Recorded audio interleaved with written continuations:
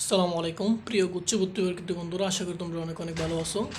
তো প্রতিদিন নিয়ে আজকে আরেকটা দারুণ ভিডিও নিয়ে এসেছি। আজকের ভিডিওটা হচ্ছে মূলত তোমাদের রসায়ন প্রথম পত্রের রাসায়নিক পরিবর্তন। ঠিক আছে, এই রাসায়নিক পরিবর্তন থেকে তোমাদের অনেকগুলো প্রশ্ন আছে, আর প্রশ্নগুলো হচ্ছে ম্যাক্সিমাম তোমার কি বিগত প্রশ্ন থেকে যে টাইপগুলো আছে ওই টাইপ থেকে কমন থেকে যায়। ঠিক আছে, তো আজকে হচ্ছে তোমাদের মূলত ভিডিওটা হচ্ছে রাসায়নিক পরিবর্তন অধ্যায় থেকে বিগত 5 বছর অর্থাৎ 19-20 সেশন থেকে 24-25 সেশন পর্যন্ত বিগত 5 বছর এই অধ্যায় থেকে যতগুলো প্রশ্ন এসেছে সবগুলো প্রশ্ন আজকে আমি একদম ক্লিয়ারলি একদম সলভ করে দেবো। ঠিক আছে, একদম ভালোভাবে ব্যাখ্যা সহকারে তোমাদেরকে সলভ করে দেবো।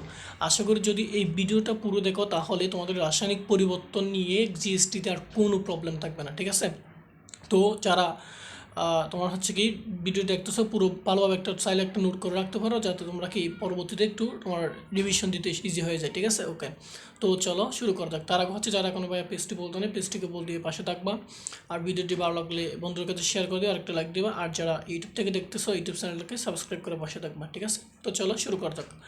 আচ্ছা, তাহলে কি রাসায়নিক পরিবর্তনে এক নম্বর প্রশ্ন থেকে এসেছে, সেটা হচ্ছে কি দ্রবণের হাইড্রোজেন আয়নের ঘনমাত্রা দেওয়া আছে 1 × 10⁻⁴ হলে এবং বলছে ফি ওএস কত, অর্থাৎ পি ওএস এর ভ্যালু কত সেটা আমাকে জিজ্ঞেস করছে। ঠিক আছে, ওকে, আমাকে এস প্লাসের ভ্যালু দেওয়া আছে, অর্থাৎ হাইড্রোজেন আয়নের ভ্যালু দেওয়া আছে। আচ্ছা, এখান থেকে আমরা কি প্রথমে পিএস বের করবো। ঠিক আছে, যেহেতু এস প্লাস দেওয়া তাহলে আমরা বের করবো পিএস।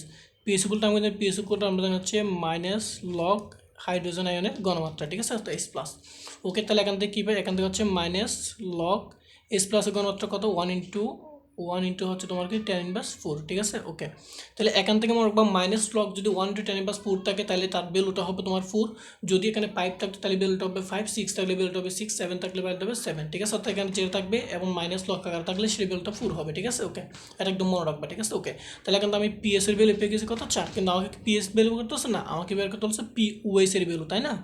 পিওএস এর ভ্যালু তোমার কী হবে তাহলে টোটাল কত 40, তাহলে 40 থেকে যদি আমি পিএসকে বাদ দিব তাহলে সেক্ষেত্রে আমি কী পাবো পিওএস এর ভ্যালুতে পাবো। তাহলে আমার হচ্ছে 40, তাহলে হচ্ছে তোমার 40 থেকে পিএস পুর বাদ দিলে আমার ভ্যালুটা আসছে কত 10, তার মানে আমার পিওএস এর ভ্যালু হচ্ছে কত 10। ঠিক আছে, 10 করতে আছে সি নাম্বার। ঠিক আছে, আশা করি বুঝতে, এটা কিন্তু অনেক ইম্পর্টেন্ট টপিক। ঠিক আছে, আচ্ছা, এরপর আসে 2 নম্বর কি বলতেছে, 2 নম্বর বলতেছে 25 ডিগ্রি সেলসিয়াস তাপমাত্রায় 0.01 মোলার ঘনমাত্রায় জলীয় দ্রবণে এসিটিক অ্যাসিড আছে তোমার কত 4.2%। ঠিক আছে, 4.2% কী হয়েছে বিয়োজিত হয়েছে, অর্থাৎ 25 ডিগ্রি সেলসিয়াস তাপমাত্রায় 0.01 মোলার ঘনমাত্রার জলীয় দ্রবণে এসিটিক অ্যাসিড কতটুকু বিয়োজিত হয়েছে 4.2% বিয়োজিত হয়েছে। এখন আমার বলছে দ্রবণে হাইড্রোজেন আয়নের ঘনমাত্রা বা এইচ প্লাসের ঘনমাত্রা কত সেটা আমাকে বের করতে বলছে। ঠিক আছে, ওকে, তাহলে এক্ষেত্রে আমরা সূত্র কি হাইড্রোজেন আয়নের ঘনমাত্রা এইচ প্লাস ইকুয়াল টু তোমাকে কতটুকু বিজিত হয়েছে সেটা যদি দিয়ে দেয় সেক্ষেত্রে কি এস প্লাস ইকুয়াল হবে আলফা সি। ঠিক আছে, তোমার কি এস প্লাস ইকুয়াল টু তোমার কি আলফা সি, এখানে সি মানে হচ্ছে তোমার ঘনমাত্রা। ঠিক আছে, সি মানে তোমার কি ঘনমাত্রা, আর আলফা হচ্ছে তোমার কতটুকু বিজিত হয়েছে সেটা বোঝাচ্ছে। ঠিক আছে, ওকে, আচ্ছা, তাহলে এক্ষেত্রে কি আমরা জাস্ট মানগুলো বসাবো, তাহলে এস প্লাস কিন্তু আলফা সি, তার মানে হচ্ছে আলফার ভ্যালু কত, আলফার ভ্যালু আমরা বের করবো তোমার কত পার্সেন্ট 4.2% না, তাহলে 4.2% মানে কি বের 4.2 ডিভাইডেড বাই 100, তাই না? 4.2 ডিভাইড বাই 100 সেটাকে আমরা ক্যালকুলেট করলে কত পাবো, সেটা কি 0.042, তার মানে আলফা বিল হচ্ছে কত 0.042, তার মানে এখানে মানগুলো বসাবো 0.042 ইন্টু তোমার ঘনমাত্রা কত দেওয়া আছে চির ভ্যালু ঘনমাত্রা দেওয়া আছে আমার 0.01। আচ্ছা, তাহলে কি 0.042 যখন আমি 0.01 গুণ করবো তাহলে আমার বেরোটা কত আসবে, বেরোটা আসবে তোমার কত এই যে 0 দুইটা না, তার মানে আসবে কি 0.0042। ঠিক আছে, আমার এইটা আসবে, গুণ করলে এটা আসবে। ঠিক আছে, ওকে, তাহলে এখন আমি সাইন্টিফিক আমার কি দেখাচ্ছে আমার সব মানগুলো কিন্তু দেওয়া আছে সাইন্টিফিক মান। ঠিক আছে, অর্থাৎ ইনভার্স আকারে দেওয়া আছে, তাহলে এটাকে আমি ইনভার্স আকারে নিয়ে আসবে। দেখো তো 4.2 আছে, 4.2 আছে, তার মানে এই দুইটা তো বাদ, 2 আমার আসবে না, 4.2 এরকম কিছু আসবে। ওকে, তাহলে 4.2 তার মানে আমি 4.2 রাখবো। 4.2 রাখলে দেখো কয় ঘর আমি 10 এদিকে আসি, তাহলে কি 4 নিয়ে আসছে, তার মানে 1 ঘর 2 ঘর 3 ঘর 4 ঘর, তার মানে আমার 4 ঘর কোথায় চলে গেছি ডানে চলে গেছি। তাহলে 4 ঘর ডানে চলে গেলে তোমার কি ইনভার্স আকার কত আসবে 10⁻⁴ আসবে। ঠিক আছে, আমি যদি 5 ঘর চলে যাই তাহলে 10⁻⁵ আসতো, 6 ঘর চলে গেলে 10⁻⁶ আসতো। ঠিক আছে, আশা করি বুঝতে, তাহলে একটা আমার অ্যান্সারটা হবে 4.20 10⁻⁴। দেখো আমার 1 নম্বরে কিন্তু আছে 4.20 10⁻⁴, আশা করি বুঝেছি। ঠিক আছে, ওকে, এরপর আসো 3 নম্বর। 3 নম্বর কি বলতেছে, 3 নম্বর বলতেছে সম আয়তন মানে আয়তন সমান 0.1 মোলার অ্যাসিটিক অ্যাসিড এবং 0.1 মোলার সোডিয়াম অ্যাসিটেট মেশালে, অর্থাৎ তো তোমার কি ভাইয়া যদি সমায়তনে 0.1 মোলার অ্যাসিটিক অ্যাসিড এবং 0.1 মোলার সোডিয়াম অ্যাসিডের যদি আমি মিশাই তাহলে আমার বলছে দ্রবণটির পিএইচ কত হবে সেটা আমাকে বলছে।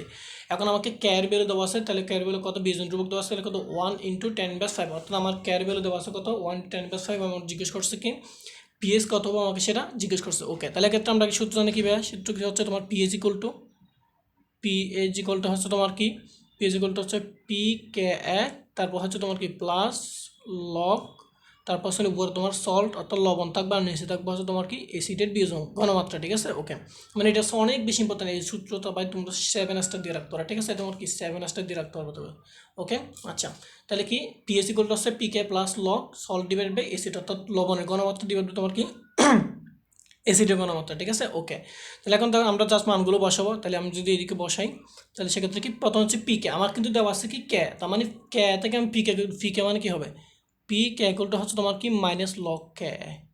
ঠিক আছে, তো ফি কে ইকুয়াল টু হচ্ছে মাইনাস লগ কে। ঠিক আছে, ওকে, তাহলে এখন জাস্ট মানগুলো বসে, তাহলে মাইনাস লগ কে, কে এর ভ্যালু কত আছে 1 × 10⁵, তার মানে হচ্ছে 1 × 10⁵, তাই না? ওকে, তাহলে হচ্ছে প্লাস লগ, তারপর হচ্ছে লগ কি সল্ট, তোমার কত সল্ট দেওয়া আছে তোমার কি অ্যাসিডিক অ্যাসিড এবং তোমার সোডিয়াম অ্যাসিড, তার মানে লবণ দেওয়া আছে 0.1, লবণ হচ্ছে 0.1 এবং তোমার অ্যাসিড দেওয়া আছে 0.1 মোলার। ঠিক আছে, ওকে, তাহলে এখন দেখো মাইনাস লগ, একটু আগে বলছি তোমার কি মাইনাস লগ 1 × 10⁵ এগারো থাকলে যে একটু আগে আমি বলছিলাম কি এই যে মাইনাস লগ 1 × 10⁻⁴, 4 থাকলে তার ভ্যালু 4 হবে, 5 থাকলে ভ্যালু 5 হবে, 6 থাকলে ভ্যালু 6 হবে। ঠিক আছে, এটা মুখস্থ রাখবা। তাহলে এক্ষেত্রে ঠিক সেভাবে তোমার কি হবে, এখানে যেহেতু 5 আছে তার মানে এই 4টার ভ্যালু আমার কত আসবে 5 আসবে। ঠিক আছে, 5 প্লাস, এখন দেখো 0.1কে 0.1 দ্বারা কাটলে কত হয় 1 হয়, তার মানে লগ 1 এর ভ্যালু কি 0, এটা মুখস্থ রাখবা। ঠিক আছে, লগ 1 এর ভ্যালু হচ্ছে তোমার কত 0, লগ 1 এর ভ্যালু হয় তোমার কি 0, তারপর লগ 1 এর ভ্যালু, তারপর লগ 2 এর ভ্যালু হচ্ছে 0.3। ঠিক আছে, লগ 3 এর ভ্যালু হচ্ছে তোমার 0.45, লগ 4 এর ভ্যালু 0.6, এরকম ভ্যালু আছে। এখান থেকে তুমি লগ 1 থেকে 10 পর্যন্ত এই ভ্যালুগুলো একদম মুখস্থ রাখবা। ঠিক আছে, যেহেতু ক্যালকুলেটারের ব্যবহার নেই। ঠিক আছে, ওকে, তাহলে লগ 1, তাহলে লগ 1 এর ভ্যালু কত হয় 0, তাহলে আমি এখানে 0 বসাবো, তাহলে 5 আর 0 যোগ করলে কত হয়, তাহলে 5 হয়। ঠিক আছে, তো এক্ষেত্রে আমার অ্যান্সারটা কত হবে আমার পিএসটা কত হবে, আমার পিএসটা হবে এই যে 5 এতে আছে। ঠিক আছে, আশা করি বুঝেছি। আচ্ছা, এরপর আসে 4 নাম্বার কি বলতেছে, 25 ডিগ্রি সেলসিয়াস তাপমাত্রায় N2 উপর, ঠিক আছে, এর এবং সেখান থেকে কি তুমি বিক্রিয়া করে 2NO2 ক্রিয়েট হয়েছে। ঠিক আছে, অর্থাৎ আমার কি ডাইনাইট্রোফেনল টেট্রাঅক্সাইড থেকে, ডাইনাইট্রোজেন কি তোমার কি ডাইনাইট্রোজেন টেট্রাঅক্সাইড থেকে আমার কি সৃষ্টি হয়েছে, তোমার কি সৃষ্টি হয়েছে আমার নাইট্রোজেন ডাইঅক্সাইড। ঠিক আছে, তাহলে এক অণু তোমার কি এক অণু ডাইনাইট্রোজেন টেট্রাঅক্সাইড থেকে আমার কি হয়েছে 2 অণু নাইট্রোজেন ডাইঅক্সাইড ক্রিয়েট হয়েছে বা সৃষ্টি হয়েছে। এখন বলছে বিক্রিয়াটির সাম্যদ্রুবক দেওয়া আছে K = 0.008 এবং তোমার কি এই যে তোমার হচ্ছে তোমার N2 উপর বা ডাইনাইট্রোজেন টেট্রাঅক্সাইডে তোমার আংশিক চাপ দেওয়া আছে 0.8। এখন আমাকে জিজ্ঞেস করছে বিক্রিয়াটির NO2 এর আংশিক চাপ কত হবে, আমাকে সেটা জিজ্ঞেস করছে। ঠিক আছে, ওকে, তাহলে সাম্যদ্রুবক এবং আংশিক চাপ সম্পর্কিত আমরা সূত্র জানি। সূত্রটা কি, সূত্রটা হচ্ছে তোমার কি এই যে ক্যাফি ইকুয়াল টু, ঠিক আছে, অর্থাৎ সাম্যদ্রুবক ইকুয়াল টু হচ্ছে তোমার উপরে হবে তোমার কি এই যে তোমার মানে উৎপাদের ঘনমাত্রা বা আর নিচে হচ্ছে তোমার কি বিক্রিয়কের ঘনমাত্রা, তাই না? আর যেহেতু চাপের কথা তাহলে হবে উৎপাদের চাপ, আর নিচে হচ্ছে তোমার কি বিক্রিয়কের চাপ। তাহলে উৎপাদ হচ্ছে NO2। ঠিক আছে, উৎপাদ তোমার কি নাইট্রোজেন ডাইঅক্সাইড, তাহলে নাইট্রোজেন ডাইঅক্সাইড কতটুকু, তাহলে ফি, তার মানে হচ্ছে যেহেতু 2 অণু তাহলে এটা হচ্ছে উপরে 2 আকারে থাকবে। ঠিক আছে, মানে P²। ওকে, আর নিচে হচ্ছে তোমার কি জাস্ট অনলি তোমার কি ডাইনাইট্রোজেন টেট্রাঅক্সাইড অর্থাৎ N2 উপরে এটা আছে। ঠিক আছে, এন ফি হচ্ছে কার N2 উপরের চাপটা আছে। ওকে, আচ্ছা, তাহলে এখান থেকে আমার ক্যাফি ভ্যালু দেওয়া আছে, তারপর হচ্ছে তোমার কি আমার এই যে তোমার NO2 একটা বের করতে হবে, কিন্তু তোমার কি N2 উপরেরটা আমাকে দেওয়া আছে, তাহলে NO2 আমরা বের করবো। তাহলে N মানে কি Phi², তার মানে Phi², যেহেতু 2 আকারে তাহলে Phi NO2 ইকুয়াল টু তোমার কি হবে ক্যাফি ইন্টু Phi N2O4, অর্থাৎ তোমার কি N2 উপরের সাবের সাথে তোমার কি আংশিক সাবের সাথে আমার কি করতে হবে সাম্যদ্রব্য গুণ করতে হবে, তাই না? ওকে, এবার জাস্ট আমরা এখানে মানগুলো বসাবো। তাহলে ক্যাফ ইকুয়ালটা আমার কত আছে, ক্যাফ ইকুয়ালটা আছে 0.008 ইন্টু Phi N2 উপর এর ভ্যালু কত দেওয়া আছে, এটা দেওয়া আছে কত ভাইয়া 0.8, তাই না? ওকে, তাহলে এখান থেকে গুণ করলে কত হয়, তাহলে গুণ করলে কত হবে ভাইয়া 0.0018 কত 64, তাহলে ঠিক আছে। ওকে, এখন আমার লাগছে অনলি ফির ভ্যালু, তো আমার কি তাহলে এখানে স্কোয়ার আছে, তাহলে স্কোয়ারকে আমি এদিকে নিয়ে আসলে কি হবে, তো আমার লাগছে অনলি ফির ভ্যালু অর্থাৎ Phi NO2 এর ভ্যালু, তো আমার এটা কি হবে রুট করে ফেলতে হবে। ঠিক আছে, এটাকে রুট করলে কত হয় দেখো 0.64 রুট করলে কত 8 না, তার মানে এখান থেকে আসবে কি দেখো তোমার কি 0.08 ইন্টু 0.08। ঠিক আছে, এই দুটো আমার গুণ করতে হবে, 0.08 আসবে। ঠিক আছে, ওকে, তাহলে এখান থেকে আমার অ্যান্সার থেকে আসবে, অ্যান্সারটা হবে তোমার কি দুইটা যেহেতু আছে তার মানে দুইটা স্কোয়ার হবে, তাহলে স্কোয়ার রুট কাটা যাবে, তার অনলি আসবে কি 0.08। ঠিক আছে, আমার আনতেছে 0.0, কিন্তু আমার সাইন্টিফিক আকারে আমার বেলগুলো দেওয়া আছে কিসে সাইন্টিফিক আকারে। ঠিক আছে, ওকে, তাহলে আমার সাইন্টিফিক নিয়ে আসতে হবে, তাহলে একদম ইজি। 0.0 আমি সাইন্টিফিক নিয়ে আসবো, তখন 8কে নিয়ে যাবো, তবে কত করতে বাম কাছে 2 তার মানে হচ্ছে 8 × 10⁻² হয়ে যাবে, ঠিক আছে ওকে। তাহলে 8 × 10⁻² কত আছে, এই যে আমার বিতে আছে 8 × 10⁻², আশা করি বুঝেছি ওকে। আচ্ছা, এরপর আসো 5 নম্বর কি বলতেছে, একটি বিক্রিয়া 10 ও 30 ঘন্টায়, অর্থাৎ একটি বিক্রিয়া 10 ঘন্টায় 50% এবং 30 ঘন্টায় 87.5% সম্পন্ন হলে এটি কোন ক্রমের বিক্রিয়া। তাহলে আমরা জানি শূন্য ক্রম বিক্রিয়া আছে, প্রথম ক্রম বিক্রিয়া আছে এবং দ্বিতীয় ক্রম এবং তৃতীয় ক্রম বিক্রিয়া আছে, ঠিক আছে ওকে। তাহলে এখন কি প্রথম ক্রম বিক্রিয়া হচ্ছে তোমার কি, প্রথম ক্রম বিক্রিয়া হচ্ছে বিক্রিয়াটি হচ্ছে বিক্রিয়কের ঘনমাত্রার উপর নির্ভর করে না। তাহলে প্রথম ক্রম বিক্রিয়া কি বিক্রিয়াটি ঘনমাত্রার উপর নির্ভর করে না। আচ্ছা, দ্বিতীয় ক্রম বিক্রিয়া কি, দ্বিতীয় ক্ষেত্রে হচ্ছে আমার কি বিক্রিয়াটি তার ঘনমাত্রার, অর্থাৎ কি প্রথম ঘাতের ঘনমাত্রার উপর তোমার হচ্ছে নির্ভর করে, আর দ্বিতীয় হচ্ছে তোমার বিক্রিয়ার দ্বিতীয় ঘাতের ঘনমাত্রার উপর নির্ভর করে, অর্থাৎ শূন্য। আর তোমার কি প্রথম ক্রম বিক্রিয়া তোমার কি তোমার বিক্রিয়াতে গতির তোমার ঘনমাত্রার উপর কি করবে না, নির্ভর করবে না, ঠিক আছে ওকে। এখন আসো, তাহলে প্রথম ক্রম বিক্রিয়ার এরকম যদি তোমার পার্সেন্টেজ থাকে সেক্ষেত্রে মনে রাখার একটি ইজি টেকনিক আছে, সেটা হচ্ছে তোমার কি যদি সেটা প্রথম ক্রম হয়, ঠিক আছে, সেক্ষেত্রে হচ্ছে তোমার কি এই তোমার প্রথম ঘাতের পরিবর্তন, প্রথম ঘাতের উপর কী করবে, নির্ভর করবে, ঠিক আছে ওকে। তাহলে এখন হচ্ছে তোমার কি দেখো, এই যে 10 ঘন্টায় তার কতটুকু ইয়া হয়েছে, 50% কাজ সম্পন্ন হয়েছে, ঠিক আছে। তার মানে কি 10 ঘন্টায় হয়েছে কতটুকু, 50%। শর্টকাট বলতেছে, ঠিক আছে, 10 ঘন্টায় কত, 50%। তার মানে 50% মানে কত, অর্ধেক, তাই না। 50% মানে কি অর্ধেক, তার মানে অর্ধেক সম্পন্ন হতে তার সময় লাগছে 10 ঘন্টা। তাহলে এখান থেকে আমি পাই তার অর্ধায়ু টি হাফ ইকুয়াল টু হচ্ছে 10 আওয়ার, ঠিক আছে। অর্থাৎ তার অর্ধেক হচ্ছে তোমার কত, 10 ঘন্টা বা 10 আওয়ার, ঠিক আছে ওকে।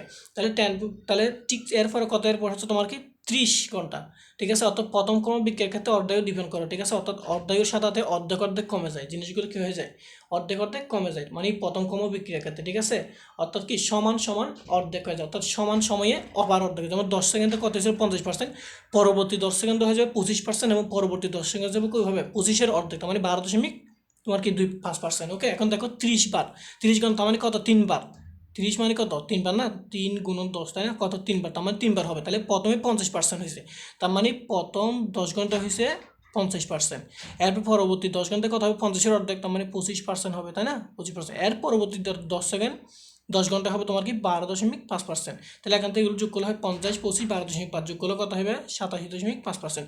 তার মানে 30 সেকেন্ডের থেকে আমি কত 87.5% পারছি, যেহেতু আমরা জানি প্রথম ক্রম বিক্রিয়ার ক্ষেত্রে হচ্ছে তোমার কি অর্ধায়ুর সঙ্গে সঙ্গে তার কি অর্ধেক সম্পন্ন হয়ে যায়, ঠিক আছে। অর্থাৎ পরবর্তী অর্ধেক সময় তার অর্ধেক ক্ষয় হয়, তার অর্ধেক সময় তার অর্ধেক ক্ষয় হয়ে যায়, ঠিক আছে, এরকম ক্ষয় হতেই থাকে, অর্থাৎ নিম্নের দিকে যেতে থাকে, সেটা হচ্ছে প্রথম ক্রম বিক্রিয়া। সো যেহেতু এটা মিলে গেছে, এটা হচ্ছে তোমার কি প্রথম ক্রম বিক্রিয়া, ঠিক আছে।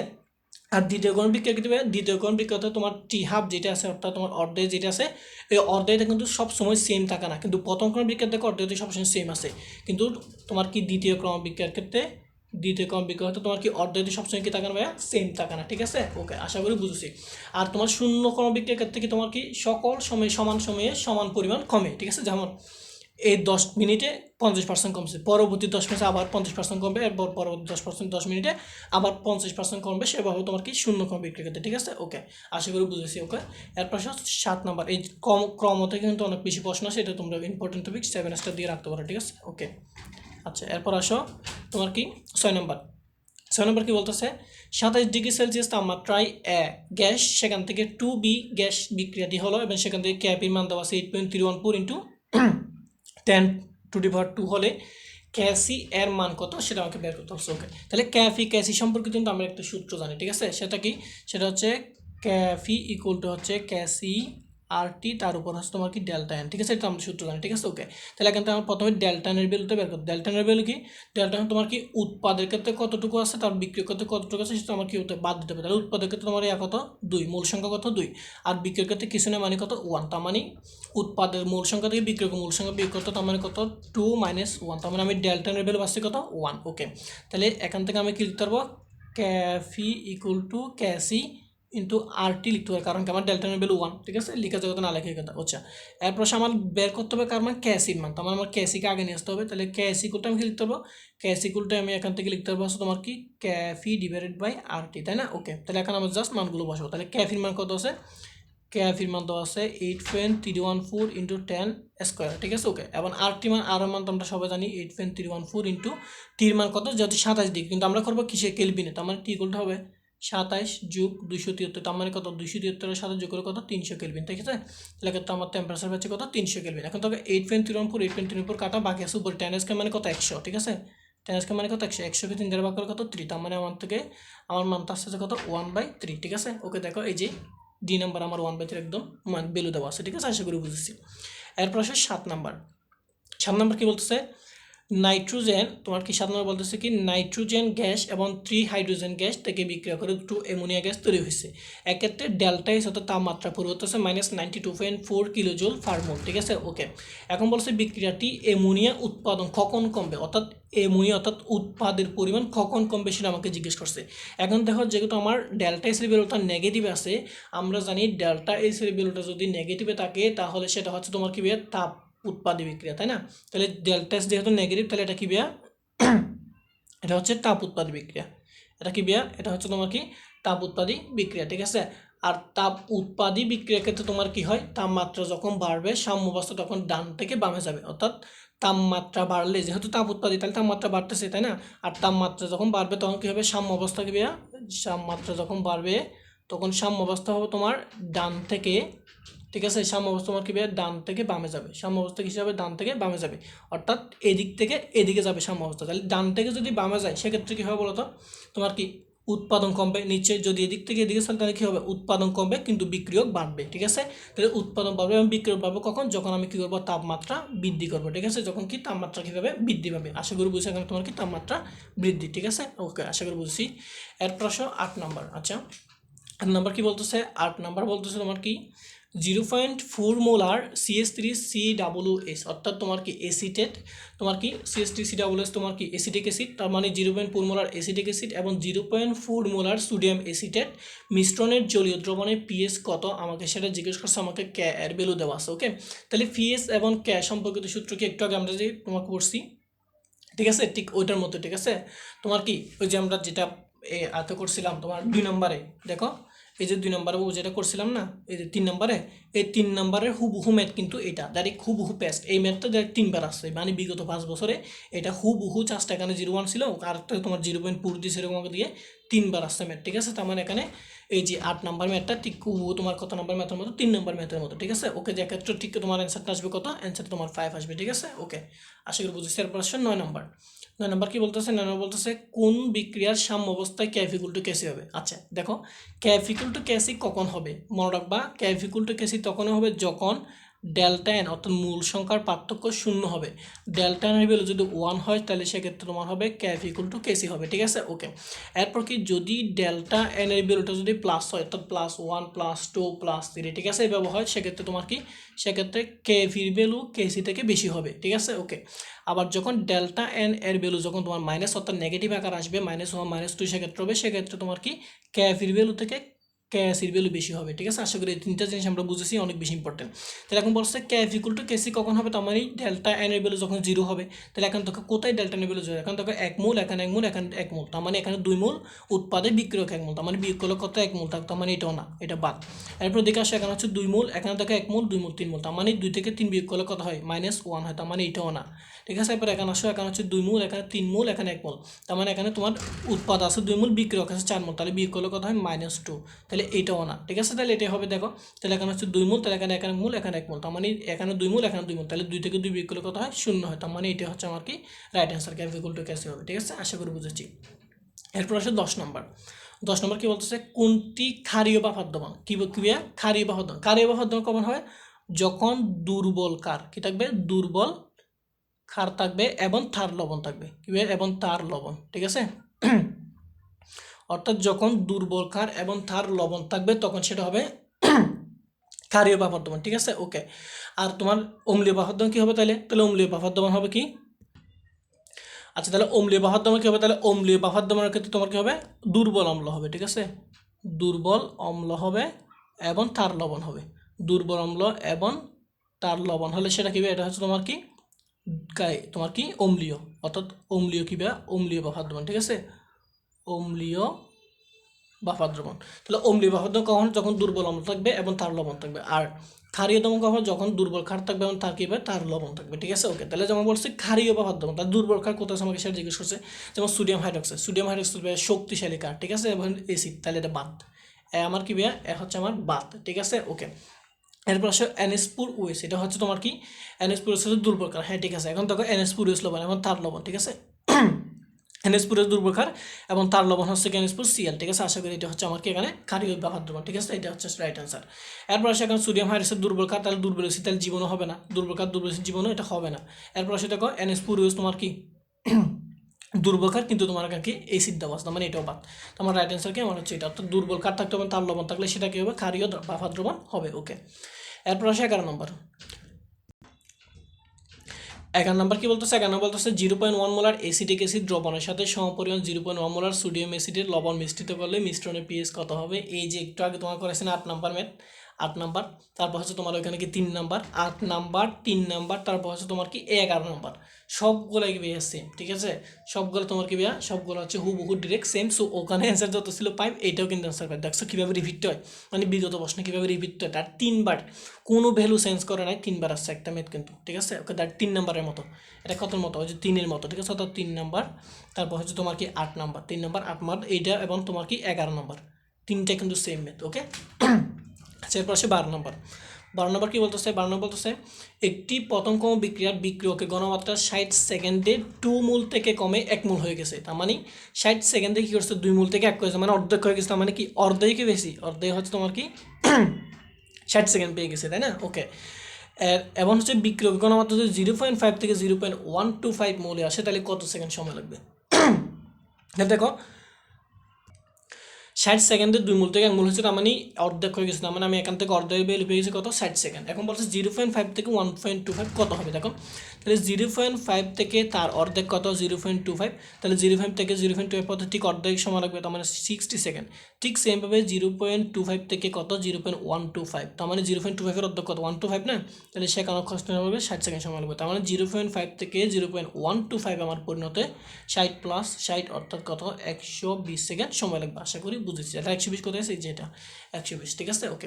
এর পাশে 13 নম্বর, 1% সোডিয়াম হাইড্রোক্সাইড দ্রবণের পিএইচ কত জিজ্ঞেস করছে, একদম ইজি, ঠিক আছে। যদি পার্সেন্টেজ দেওয়া আছে সেক্ষেত্রে তুমি ইজিলি বের করতে পারবে, টেকনিকটা দেখো। তাহলে কি, যদি পার্সেন্টেজ দেওয়া আছে তাহলে হবে পার্সেন্টেজ ইন্টু 10 ডিভাইড হচ্ছে তার পারমাণবিক সংখ্যা, ঠিক আছে ওকে। তাহলে এখন কি দেখো পার্সেন্ট দেওয়া আছে, তাহলে মানে এখান থেকে যেহেতু ওএস সোডিয়াম হাইড্রোক্সাইড, তার মানে এখানে পাবো ওএস এর ভ্যালু, কার ভ্যালু পাবো, ওএস এর ভ্যালু পাবো। তাহলে ওএস এর পার্সেন্টেজ কত, 1%, তাহলে 1 ইন্টু 10 ডিভাইড এম এর ভ্যালু কত, সোডিয়াম হাইড্রোক্সাইডের পারমাণবিক কত, সোডিয়াম হাইড্রোক্সাইডের পারমাণবিক সোডিয়াম হচ্ছে 23, তারপর অক্সিজেন হচ্ছে 16 প্লাস 1, তার মানে কত, 40, তাই না। তাহলে এখন তোমার কি 40, তাহলে ভাগ করলে কত হয় 1/4, তাই না। আর 1/4 মানে কত, 1/4 মানে হচ্ছে তোমার কি আমি যদি 1/4 করি তাহলে সেক্ষেত্রে কত হবে, দেখো 1/4 করলে কত আসবে, তাহলে 1/4 মানে 100, আমার 0.25, তাই না ওকে। তাহলে আমার বেরোতে আসবে কত, 0.25, ঠিক আছে ওকে। তাহলে আমি কি ভাই ওএসের বেরোতে পারছি কত, 0.25, ঠিক আছে। এখন বলছে ফিএস কত বলছে, আমি জানি ফিএস ইকুয়ালটা হচ্ছে, আমরা একটি সূত্র নিই, ফিএস ইকুয়ালটা হচ্ছে মাইনাস লগ এইচ প্লাস, ঠিক আছে। তার মানে আমাকে এইচ প্লাসে বেরোটা বের করতে হবে, তাই না। তাহলে আমাকে এইচ প্লাসে কী হতে হবে, বেরোটা বের করতে হবে, ওকে। তাহলে এখান থেকে কি এইচ প্লাস কেমন পাবো, এইচ প্লাস 14 থেকে তো আমি কী করবো, মানে পিএস মানে কি, পিএস পাবো 14 থেকে তো আমি পি ওএসটা বাদ দেবো, 14 থেকে তো আমি পিএস অর্থাৎ ওএসের বেরোটা বাদ দেবো, সেক্ষেত্রে আমি কী করবো, পিএস এর বেরো পাবো, তাই না। তাহলে পিএস এর বেরো, তাহলে ওএস মানে কি, ওএস মানে হচ্ছে তোমার কি, তাহলে করতে হবে 14 মাইনাস ওএস মানে হচ্ছে কি মাইনাস লগ ওএস, ঠিক আছে। তাহলে কি 14 মাইনাস ওএস লগ, তাহলে দেখো এই ফি ওএস মানে কি, এই যে ফি ওএস মানে হচ্ছে মাইনাস লগ হাইড্রোক্সাইড আয়নের ঘনমাত্রা, ফি এস মানে হচ্ছে মাইনাস লগ হাইড্রোজেন আয়নের ঘনমাত্রা, ঠিক আছে। এটা তো বুঝছি, ঠিক আছে ওকে। তাহলে 14, তাহলে এখন আমাকে এই জিনিসটা মনে রাখতে হবে, এই জিনিসটা মান কত, তাহলে আমি পাইছি কি মাইনাস লগ, তোমার মানতে হচ্ছে 0.25, ঠিক আছে ওকে। তাহলে এখান থেকে তোমরা লগ 0.25 মানটা মুখস্থ একটু কষ্ট করে, লগ 0.25 মানটা হচ্ছে মাইনাস 0.6, ঠিক আছে, এটা মুখস্থ।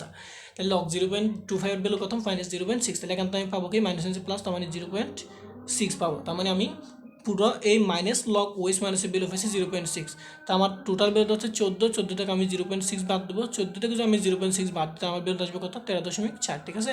তাহলে এই যে 13.4, এটা হচ্ছে আমার কি দ্রবণের পিএস এর ভ্যালু, ঠিক আছে ওকে। এরপর হচ্ছে 14 নম্বর।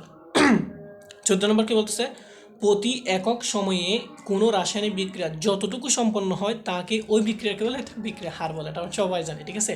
প্রতি একক সময়ে কোনো রাসায়নিক বিক্রিয়ার যতটুকু তোমার কি সম্পন্ন হতে যতটুকু সময় লাগে তাকে হলো বিক্রিয়া হার বলে, ঠিক আছে। অর্থাৎ সময়ের সাথে তোমার কি হয়, ঘনমাত্রা কি ভাই, তোমার ঘনমাত্রার উৎপাদের ঘনমাত্রার বৃদ্ধি হার কি বলে, তোমার কি বলবে হার বলে, ঠিক আছে। তাহলে প্রতি এক সময় কোন রাসায়নিক বিক্রিয়া যতটুকু সম্পন্ন থাকে বলে বিক্রিয়া কি হার বলে, ঠিক আছে। ওকে, আশা করি আমরা বুঝেছি। এরপর আসো তোমার কি 15 নাম্বার টপিক, ঠিক আছে। ওকে, 15 নাম্বার কি বলতেছে, 15 নাম্বারে বলতেছে এই যে তোমার তাপমাত্রার সাথে বিক্রিয়া হারের সম্পর্ক কীরূপ, তাপমাত্রার সাথে বিক্রিয়া হারের সম্পর্ক কীরূপ আমাকে সেটা জিজ্ঞেস করছে, ঠিক আছে। ঠিক আছে, আজান দিচ্ছি একটু করছিলাম। তাহলে কি তাপমাত্রার সাথে বিক্রিয়া হারের সম্পর্ক কি, আচ্ছা যখন আমি কোনো একটা ইয়ার মধ্যে তাপমাত্রা আমি বাড়াবো, ঠিক আছে, তাপমাত্রা বাড়ালে কি হয়, তার সংঘর্ষের হারটা কীভাবে, তাপমাত্রা যখন বাড়াবো তার সংঘর্ষের হারটা বৃদ্ধি পায়, আর সংঘর্ষের হার যত বৃদ্ধি পাবে তার হচ্ছে তোমার কি, তোমার বিক্রিয়া হারও তত বৃদ্ধি পাবে। আশা করি বুঝেছি, ঠিক আছে। তার মানে কী আকারে, দেখো সব কিছু কিন্তু সমানুপাতিক হারে বৃদ্ধি পাচ্ছে। অর্থাৎ আমার তাপমাত্রা বাড়লে তাপমাত্রার সমানুপাতিক হারে সংঘর্ষ বাড়বে এবং তোমার কি তাপমাত্রা সমানুপাতিক তোমার বিক্রিয়া হারও বাড়বে। তার মানে আমার এখানে কি হচ্ছে সমানুপাতিক। আশা করি বুঝেছি। ওকে, এরপর আছে 16 নম্বর। 16 নম্বর কি, 16 বলতেছে একটি প্রথম ক্রম বিক্রিয়ার অর্ধায়ু বা টি হাফ দেওয়া আমার 15 মিনিট হলে হার ধ্রুবক কত সেটা আমাকে জিজ্ঞেস করছে। ওকে, তাহলে হার ধ্রুবক এবং তোমার কি অর্ধায়ু সম্পর্কিত আমরা সূত্র জানি, সেটা হচ্ছে কেমিস্ট্রি ফিজিক্স ছিল, ঠিক আছে।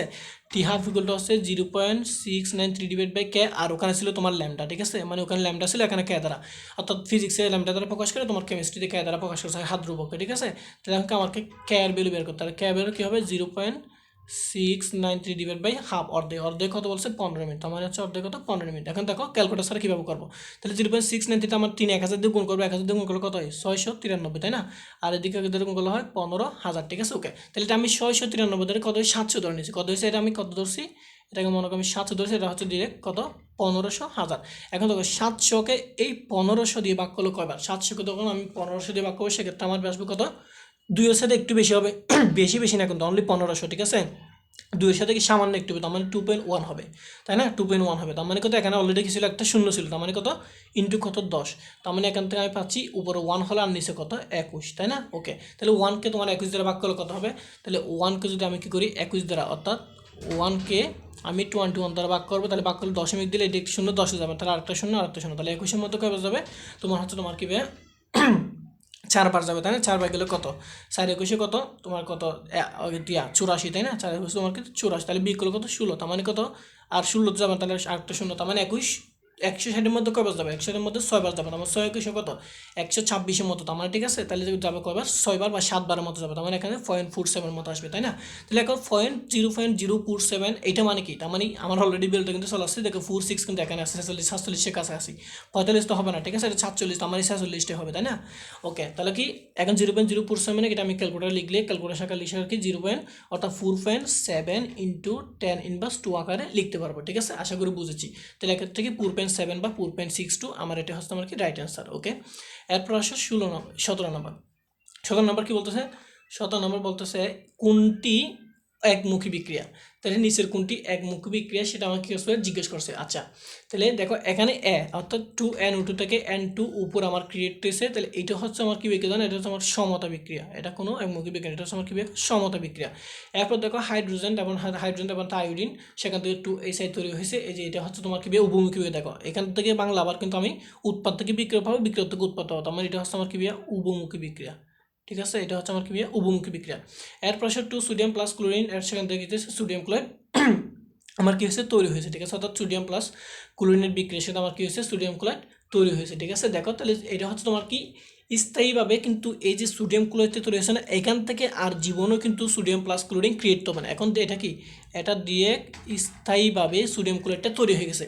যদি স্থায়ীভাবে সোডিয়াম ক্লোরাইড তৈরি হয়, যদি বিক্রিয়ক থেকে উৎপাদ এবং উৎপাদ থেকে যদি পুনরায় বিক্রিয়কে না যায়, তাহলে সেটা নিশ্চয়ই একমুখী বিক্রিয়া। তার মানে এখান থেকে আমি কোনটি একমুখী বিক্রিয়া পেয়ে গেছি, সেটা হচ্ছে কি 2 সোডিয়াম প্লাস ক্লোরিনের সাথে বিক্রিয়া করে যে স্থায়ীভাবে সোডিয়াম ক্লোরাইড তৈরি করে, এটা হচ্ছে আমার বিক্রিয়া একমুখী বিক্রিয়া। তার মানে এই যে প্রথমটা নয়, প্রথমটা কারণ হচ্ছে সমতা বিক্রিয়া, দ্বিতীয় হচ্ছে তোমার কি উভমুখী বিক্রিয়া, এবং ডি নাম্বার যেটা হচ্ছে তোমার কি এটা হচ্ছে তোমার কি স্বতঃস্ফূর্ত বিক্রিয়া, অর্থাৎ তাপ দিলে কি আগের অবস্থায় ফিরে যায়, অর্থাৎ এটাও এক প্রকার কি আমি বলতে পারি উভমুখী বিক্রিয়া, ঠিক আছে। এটা হচ্ছে উভমুখী বিক্রিয়া।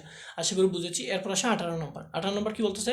18 নম্বর বলতেছে 0.01 মোলার সোডিয়াম হাইড্রোক্সাইড দ্রবণের পিএইচ কত সেটা আমাকে জিজ্ঞেস করছে। একদম ইজি শর্টকাট দেখবা, দশমিকের পরে যত আসে সেটা হবে তার ওয়েস। এখানে ওয়েস থাকলে ওয়েসের ভ্যালু, আর যদি এখানে কি থাকতো এসিড থাকতো তাহলে হবে তোমার পিএইচ এর ভ্যালু। তাহলে যেহেতু ক্ষার আছে তার মানে ক্ষারের ক্ষেত্রে তোমার পিএইচ কত হবে, পি ওয়েস কত হবে, তাহলে এক্ষেত্রে পি ওএসএ ভ্যালু হবে কত, 10 এর পরে 2 করতাম মানে পিওসি ভ্যালু হচ্ছে 2। তো কিন্তু আমাকে পিওসি ভ্যালু বের করতে আমাকে বলছে পিএস এর ভ্যালু। তাহলে পিএস মানে কি হবে, পিএস মানে হচ্ছে 14 থেকে জাস্ট আমরা পিওএস বিয়োগ করবো তাহলে পেয়ে যাবো। তাহলে 14 থেকে 2 বিয়োগ করলে কত, 12। তার মানে এটা হচ্ছে আমার কিসের ভ্যালু ভাইয়া, পিএস এর ভ্যালু। ঠিক আছে, ওকে। এরপর আসে 19 নম্বর। 19 নম্বর কি বলতেছে, কোন বিক্রিয়ার এনথালপি বা তোমার কি আদর্শ গঠন এনথালপি নির্দেশ করে, তার নিচে কোন বিক্রিয়াতে বিক্রিয়ার এনথালপির আদর্শ গঠন নির্দেশ করে আমাকে সেটা কি করতে হচ্ছে, বের করতে হচ্ছে। ঠিক আছে, ওকে। এখন দেখো প্রথমটা কি, কার্বন মনোক্সাইড থেকে এবং অক্সিজেনের সাথে দহন করে সেটা কি কার্বন ডাইঅক্সাইড ধরেছে। এটা হচ্ছে নিচ্ছে কি, এটা হচ্ছে দহন বিক্রিয়া, তাই না? এটা হচ্ছে তোমার কি, এটা হচ্ছে দহন বিক্রিয়া। ওকে, এটা হচ্ছে দহন বিক্রিয়া। আচ্ছা, এরপর দেখো হাইড্রোজেন এবং অক্সিজেন ঠিকই, যেহেতু এটা কি, এটা হচ্ছে তোমার কি দহন বিক্রিয়া। অর্থাৎ দহন বিক্রিয়া কিন্তু কি হয়, প্রচুর তাপ উৎপন্ন। ঠিক আছে, এখানে তাপের হিটের পরিমাণ কি প্রচুর হয়, এখানে কি হিটের পরিমাণটা প্রচুর হয়। ঠিক আছে, ওকে। এরপর আসে NO প্লাস হাফ অক্সিজেন। এটাও কিন্তু এক প্রকার দহন বিক্রিয়া, কিন্তু এক্ষেত্রে NO থেকে যখন অক্সিজেনের সাথে তোমার দহন করে সেক্ষেত্রে NO2 উৎপন্ন হয়, এক্ষেত্রে তোমার কম তাপ উৎপন্ন হয়। ঠিক আছে, এই বিক্রিয়ার ক্ষেত্রে কি ভাইয়া, কম তাপ উৎপন্ন, তত বেশি তাপ উৎপন্ন হয় না। এরপর দেখো পটাশিয়াম এবং ম্যাঙ্গানিজ, সেখান থেকে তোমার কি এবং অক্সিজেনের সাথে বিক্রিয়া পটাশিয়াম পার ম্যাঙ্গানেট ক্যামেন উপর তৈরি করছে। ঠিক আছে, তোমার কি পটাশিয়াম, ম্যাগনেসিয়াম এবং হচ্ছে তোমার কি একটু অক্সিজেন, ঠিক আছে, বিক্রিয়া করে তোমার কি হচ্ছে ক্যামেন উপর বিক্রিয়া করছে। এটা হচ্ছে একটি জটিল বিক্রিয়া। তো কি এটা একটি জটিল বিক্রিয়া, মানে একসাথে অনেকগুলো তৈরি হয়েছে, অনেকগুলো একটা একটা দুইটা তিনটা মানে তিনটা বিক্রিয়ক মিলে একটা উৎপাদ তৈরি, মানে এটা কি জটিল বিক্রিয়া। ঠিক আছে, যেটা একটা জটিল বিক্রিয়া, সো এক্ষেত্রেও কিন্তু তোমার প্রচুর তাপ উৎপন্ন, তোমার কি তাপের পরিমাণ অনেক বেশি, না মানে এটার ক্ষেত্রেও তাপের পরিমাণ বেশি, এটার ক্ষেত্রে তাপের পরিমাণ বেশি, এটার ক্ষেত্রে তাপের পরিমাণ বেশি। কিন্তু আমি বলছি বিক্রিয়ার এন্টালপির ক্ষেত্রে আদর্শ ঘটা মানে কম তাপ, তার মানে সেক্ষেত্রে এও বাদ, বিও বাদ, ডিও বাদ, তার আমার রাইট অ্যান্সার হবে তোমার কি সি। আশা করি বুঝেছি। ঠিক আছে, ওকে। এরপর আসে 20 নম্বর। 20 নম্বর কি বলছে, কোন লবণ গাঢ় সালফিউরিক অ্যাসিডের সাথে বিক্রিয়া করে সালফার তৈরি করে। এখান থেকে কোন লবণটি সালফিউরিক অ্যাসিডের সাথে বিক্রিয়া করে সালফার তৈরি করে আমাকে সেটা জিজ্ঞেস করছে। ঠিক আছে, এখান থেকে যেগুলো বলা যায় সোডিয়াম আয়োডাইডটা অর্থাৎ NaI, এটা হচ্ছে তোমার কি ভাইয়া আর্হেনিয়াস সমীকরণ এসে বলা যায়। ঠিক আছে, আর্হেনিয়াস সরি তোমার হচ্ছে তোমার কি সোডিয়াম আয়োডাইড, এটা হচ্ছে তোমার কি এই সোডিয়াম আয়োডাইডটা হচ্ছে সালফিউরিক অ্যাসিডের সাথে বিক্রিয়া করে তোমার কি সালফার তৈরি করে। ঠিক আছে, আশা করি বুঝতে পারি। এখানে অ্যান্সার হবে কি সোডিয়াম আয়োডাইড। ঠিক আছে, ওকে। এরপর দেখো তোমার কি সোডিয়াম আয়োডাইড তোমার কি বেগুনি বর্ণের বাষ্প দেয়, অর্থাৎ কি ভাইয়া এই সোডিয়াম আয়োডাইডটা হচ্ছে তোমার কি এটা হচ্ছে বেগুনি বর্ণের বাষ্প দেয়, বেগুনি বর্ণের কি দিবে বাষ্প দেয়। ঠিক আছে, ওকে। এরপর হচ্ছে তোমার সোডিয়াম ক্লোরাইড, এই যে সোডিয়াম লবণ তৈরি হয়েছে এটা হচ্ছে তোমার কি হচ্ছে বর্ণহীন এবং তীক্ষ্ণ তোমার কি গন্ধ দেয়। ঠিক আছে, এবং বাষ্প তোমার কি হয় এইসেফ হয়। ঠিক আছে, এইটা এবং এইটা অর্থাৎ সোডিয়াম তোমার কি সোডিয়াম ক্লোরাইড এবং সোডিয়াম ক্লোরাইড এই দুটো হচ্ছে তোমার কি বিক্রিয়া করে, অর্থাৎ সালফিউরিক অ্যাসিডের সাথে বিক্রিয়া করে বর্ণহীন এবং হচ্ছে তীক্ষ্ণ গন্ধযুক্ত বাষ্প দেয়। ঠিক আছে, ওকে। তাহলে এটাও না এটা না। এরপর হচ্ছে সোডিয়াম ব্রোমাইড, এই সোডিয়াম ব্রোমাইড এটা তোমার লালচে বর্ণ দেয়, কি ভাইয়া লালচে বর্ণের। ঠিক আছে, কিন্তু আমাকে এখানে কিন্তু একটা বাদ গেছে, সেটা হচ্ছে তোমার কি বেগুনি। ঠিক আছে, এখানে বেগুনি কথা ছিল, তো বেগুনি যেহেতু বর্ণতে অনলি আমাকে বেগুনি সোডিয়াম আয়োডাইড হচ্ছে বেগুনি বর্ণতে, আমার রাইট আনসার কি সোডিয়াম আয়োডাইড। এবং সোডিয়াম ক্লোরাইড এবং সোডিয়াম ফ্লোরাইড হচ্ছে কোনো বর্ণ দেয় না, আর সোডিয়াম ব্রোমাইড কি ভাইয়া লাল বর্ণ দেয়। আশা করি বুঝেছি। এরপর আসে 21 নম্বর। 21 নম্বর কি বলতেছে, প্রথম ক্রম বিক্রিয়া হার ধ্রুবকের মান কোনটির উপর নির্ভর করে। প্রথম ক্রম বিক্রিয়ার হার ধ্রুবকের মান, নট হার, হার ধ্রুবকের মান হচ্ছে আমরা মুখস্থ রাখবো, সেটা হচ্ছে তাপমাত্রার উপর নির্ভর করে। তাহলে প্রথম ক্রম বিক্রিয়া কি, এটা হচ্ছে আর্হেনিক সমীকরণে বলা যায়।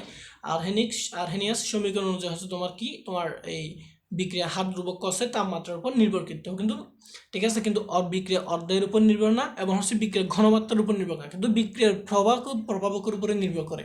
অর্থাৎ হার ধ্রুবক বিক্রিয়া সরি হার ধ্রুবক বিক্রিয়ার তাপমাত্রা এবং বিক্রিয়ার প্রভাব দুইটার উপর ডিপেন্ড করে। ঠিক আছে, তবে সবচেয়ে বেশি ডিপেন্ড করে তাপমাত্রা, তাই যদি দুটোই অপশন থাকে সেক্ষেত্রে আমরা তাপমাত্রাকে সঠিক দেখাবো, যদি তাপমাত্রা না থাকে সেক্ষেত্রে আমরা কীভাবে প্রভাবক দেখাবো। ঠিক আছে, ওকে। এরপর আসে 22 নম্বর। 22 নম্বর কি, নিচের কোনটি বাফার দ্রবণ, নিচের কোনটি আমাকে বাফার দ্রবণ বলতে, তাহলে বাফার মানে কি ভাইয়া, যেখানে আমি কি দেবো তোমার কি দুর্বল অ্যাসিড এবং সবল কাঠ থাকবে, বা সবল অ্যাসিড দুর্বল কাঠ থাকবে, তাই না, এরকম থাকলে সেগুলো কি বাফার দ্রবণ, তাই না, ওকে।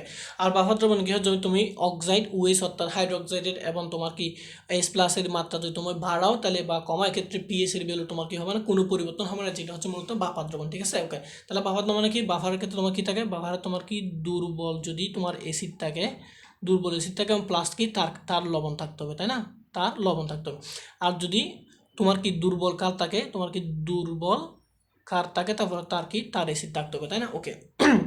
এখন দেখো CH3COOS, ঠিক আছে, এই যে CH3COOS হচ্ছে তোমার কি, তোমার কি দুর্বল অ্যাসিড, এবং হচ্ছে তোমার কি সোডিয়াম হাইড্রোক্সাইড হচ্ছে কার, কিন্তু লবণ নাই, তার মানে এটা বাদ। এরপর আসো CH3COOS তোমার কি দুর্বল অ্যাসিড, কিন্তু দেখো CH3COON, তার মানে CH3COOS এর কি আছে, লবণ আছে, অর্থাৎ তোমার কি আছে, সোডিয়াম এসিটেট আছে, এবং তোমার কি অ্যাসিডিক আছে, তার মানে কি দুর্বল অ্যাসিড এবং তার লবণ থাকলে সেটাকে আমরা কি বলবো, সেটাকে আমরা বলবো বাফার দ্রবণ। তার মানে আমি অ্যান্সার পেয়ে গেছি, এখানে বি হচ্ছে আমার বাফার দ্রবণ, বাকি একটা কিন্তু আমার কি নয়, বাফার দ্রবণ নয়, ঠিক আছে? ওকে। এখন দেখো সোডিয়াম হাইড্রোক্সাইড তোমার কি সবল কার, NO2CO3 তোমার কি সবল দুইটাই কার, এবং দেখো HCl তোমার মানে হাইড্রোক্লোরিক অ্যাসিড, তার মানে এটা হচ্ছে তোমার কি দুর্বল অ্যাসিড, সোডিয়াম ক্লোরাইড আবার সবল কার, কিন্তু এটা হবে না, ঠিক আছে? ওকে। এরপর আসলে 23 নাম্বার কি বলতেছে, কোনটি দ্রবণে বেশি পরিমাণে বিয়োজিত হয়? তাহলে দ্রবণে সবচেয়ে বেশি পরিমাণে কোনটি বিয়োজিত হবে, যার ফি অর্থাৎ কে এর ভ্যালু অর্থাৎ ফি এর ভ্যালু যত বেশি হবে সেটি তত বেশি কি হবে, তোমার বিয়োজিত হবে, ঠিক আছে? অর্থাৎ তোমার কি ভাইয়া, তোমার হচ্ছে পি এর ভ্যালু, অর্থাৎ পি এর ভ্যালু যত বেশি হবে, তোমার পি এ না, কে এর ভ্যালু যত বেশি হবে সেটি তত বেশি কি হবে, দ্রবীভূত হবে। তাহলে কে কখন হবে, যখন তার মধ্যে তোমার কি এই যে তোমার মধ্যবর্তী তোমার যে আছে কেন্দ্রীয় যে অনুটা আছে, মৌলটি আছে, কেন্দ্রীয় মৌলের তোমার হচ্ছে জারণ সংখ্যা তোমার কি হতে হবে, বেশি হতে হবে। অর্থাৎ কেন্দ্রীয় মৌলের জারণ সংখ্যা যত বেশি, তার কে এর পরিমাণও তত বেশি, আর কে এর পরিমাণ যত বেশি, তার কি তোমার বিয়োজন অর্থাৎ বিয়োজন যত হবে সেটার পরিমাণও কি হবে, তত বেশি হবে। ওকে। তাহলে এখন থেকে আমরা জারণ মান বের করি, যেমন SnO3 এক্ষেত্রে জারণ মান 3 2 6, তাহলে এখানে তোমার কি -6, তাহলে এখানে ছিল কত 1, তার মানে বাদ যাবে, তার মানে এখান থেকে আসবে কত 5, তার মানে কেন্দ্রীয় পরমাণু নাইট্রোজেন জারণ মান হচ্ছে 5। এখানে দেখো ক্লোরিন, তাহলে অক্সিজেন 7 2 8, তার মানে হচ্ছে 1, তাহলে -8 +1, তার মানে কত হবে +7 হবে। এখন দেখো সালফিউরিক দেখো 7 2 8, 8 থেকে 2 বাদ যাবে, তার মানে এখানে আসবে 6। আর এখানে দেখো ব্রোমিন, তাহলে অক্সিজেন 7 2 8 থেকে বাদ যাবে, তার মানে 7, তার মানে এটাও +7, এটাও প্লাস। এখন তাহলে কোনটা হবে, একটু আগে বলছি কি যার যার পরিমাণ বেশি হবে তার কেয়ার পরিমাণ বেশি, সে তত বেশি বিয়োজিত হবে। কিন্তু এখন দেখো দুইটা HCl উপর এবং HBr উপর দুইটার কেন্দ্রীয় পরমাণু জারণ সংখ্যা হচ্ছে +7, ঠিক আছে? তাহলে দুইটা থেকে কোনটা নিব, তাহলে মনে রাখবা যদি সেরকম সেম কেন্দ্রীয় পরমাণু জারণ মান আসে, তাহলে সেক্ষেত্রে যেই মৌলটির তোমার কি আকার ছোট হবে সেই মৌলটির তোমার কি কেয়ার মান বেশি হবে, অর্থাৎ সেটি তত বেশি বিয়োজিত হবে। এখন আমরা ওই যে পর্যায় সারণী জানি কি, তোমার কি ক্লোরিন এবং ব্রোমিন এর মধ্যে হচ্ছে তোমার ক্লোরিন এবং ব্রোমিন, অর্থাৎ আমরা লিখতে পারি ক্লোরিন, ঠিক আছে, ব্রোমিন, ঠিক আছে, এরকম লিখলে উপর থেকে নিচে যায়, আর উপর থেকে নিয়ে গেলে কি পারমাণবিক আকার বৃদ্ধি পায়, ঠিক আছে? সে হচ্ছে কি ব্রোমিনের আকার ক্লোরিনের আকার চেয়ে বেশি হয়, অর্থাৎ এক্ষেত্রে কি ক্লোরিনের আকার ছোট, ব্রোমিনের আকার বড়। তাহলে একটু আগে বলছি কি যার আকার ছোট সে তত বেশি বিয়োজিত হবে, ঠিক আছে? তাহলে সে অনুযায়ী আমার অ্যান্সারটা হবে HCl উপর। এটা কিন্তু অনেক বেশি ইম্পর্টেন্ট, এটা কিন্তু অনেক বেশি রিপিট হয়, ঠিক আছে? দেখবা সামনে এটা অনেক বেশি রিপিট হচ্ছে। এরপর আসো 24 নাম্বার। আচ্ছা, অ্যাসিডের তীব্রতা নির্ভর করে কিসের উপর? অ্যাসিডের তীব্রতা কোন জিনিসের উপর নির্ভর করে, একটু আগে পড়ছি, সেটা তোমার কি কে এর ভ্যালুর উপর অ্যাসিডের তীব্রতা নির্ভর করে, ঠিক আছে? তাহলে কি ভাইয়া কিসের উপর, কে অর্থাৎ কে এর মানের উপর তোমার কি, অর্থাৎ বিয়োজন ধ্রুবকের মান, এটা কি ভাইয়া, এটা হচ্ছে বিয়োজন ধ্রুবক, ঠিক আছে? বিয়োজন ধ্রুবক, অর্থাৎ বিয়োজন ধ্রুবকের উপর হচ্ছে তোমার কি অ্যাসিডের তীব্রতা কি তোমার কি করে ডিপেন্ড করে, ঠিক আছে? অর্থাৎ কে এর মান যত বেশি হবে তীব্রতা কি হবে তত বেশি হবে, অর্থাৎ বিয়োজন ধ্রুবক যত বেশি হবে তোমার হচ্ছে বিক্রিয়ার তোমার অ্যাসিডের তীব্রতা তত বেশি হবে, ঠিক আছে? শুধু ডিপেন্ড করবে কার উপর, তোমার কে এর উপর ডিপেন্ড করবে, ঠিক আছে? ওকে। তাহলে এরপর হচ্ছে আমার কত নাম্বার তাহলে 24 নম্বর করছে, কিন্তু আমি 25 নম্বরে চলে যাবো, ঠিক আছে? আচ্ছা, যাতে আমাকে 25 নম্বর। আচ্ছা, 25 কি বলতেছে, 25 নম্বরে বলতেছে যদি কোনো ডুবুরি অক্সিজেন সিলিন্ডার ছাড়া পানিতে ডুব দেয়, মানে অক্সিজেন ছাড়া গেছে পানিতে ডুব দিছে, তবে তার রক্তে কী ধরনের পরিবর্তন হতে পারে, ঠিক আছে? যদি সে অক্সিজেন ছাড়া তাহলে কী করে ডুব দেয়, তাহলে নিচে থাকি কার্বন ডাইঅক্সাইডের পরিমাণটা কী হয়ে যাবে, কার্বন ডাইঅক্সাইডের ভ্যালুটা বেড়ে যাবে। যদি অক্সিজেন ছাড়া ডুব দেয় তাহলে কি কার্বন ডাইঅক্সাইডের পরিমাণটা তোমার কী হয়ে যাবে, বৃদ্ধি পাবে। আর যদি কার্বন ডাইঅক্সাইডের লেভেল যদি বৃদ্ধি পেয়ে যায় তাহলে সেক্ষেত্রে তোমার কী হবে, পিএস কী যাবে, কমে যাবে। তাহলে পিএস কী যাবে, পিএস হচ্ছে কমে যাবে, তার মানে কার্বন ডাইঅক্সাইডের পরিমাণ বাড়লে পিএস কমে যায়। যেহেতু ডুব দিছে সেক্ষেত্রে অক্সিজেনের পরিমাণ তোমার কী হবে, কমে যাবে, কার্বন ডাইঅক্সাইড পরিমাণ বেড়ে যাবে। আর কার্বন ডাইঅক্সাইড পরিমাণ বেড়ে গেলে পিএস এর পরিমাণ কী যাবে, কমে যাবে। তার মানে কোথায় আছে কার্বন ডাইঅক্সাইড বৃদ্ধি, পিএস কম, কোথায় আছে এখানে বাড়বে, তাহলে কার্বন ডাইঅক্সাইড লেভেল বাড়বে, পিএস কমবে। এই যে এটা সমাধান, তার মানে কি কার্বন ডাইঅক্সাইড লেভেল বাড়বে এবং পিএস এর লেভেল তোমার কী হবে, কম হবে, পিএস কমে যাবে, ঠিক আছে? ওকে। আচ্ছা, এরপর আসে কত 26 নাম্বার।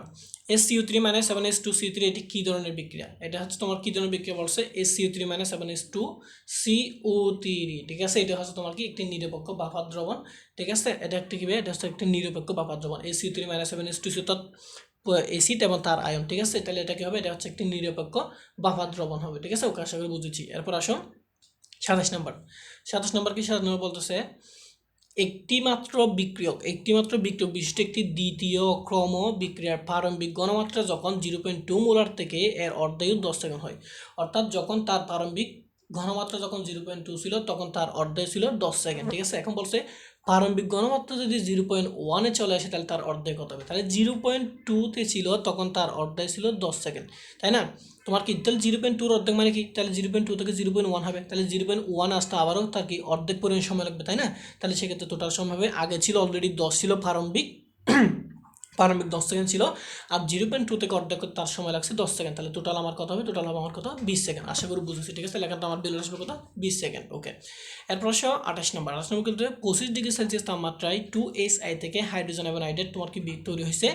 এখন বলছে ক্যাসি এবং ক্যাফির মধ্যে সম্পর্ক কি? আমরা সূত্র জানি কি? একটু আগে কিন্তু এটা কিন্তু রিপিট আগে আসছে এবং এখন আবার কি হয়েছে? রিপিট হয়েছে, ঠিক আছে? আগে যে আসছে কিন্তু ক্যাফ ইকুয়াল টু ক্যাসি, এটা কিন্তু অনেক ইম্পর্টেন্ট, এটা 7 স্টার ডিরেক্টর, ঠিক আছে? Okay, Kp equal to Kc RT delta. তাহলে এখানে ডেল্টানের ভ্যালু কত হবে?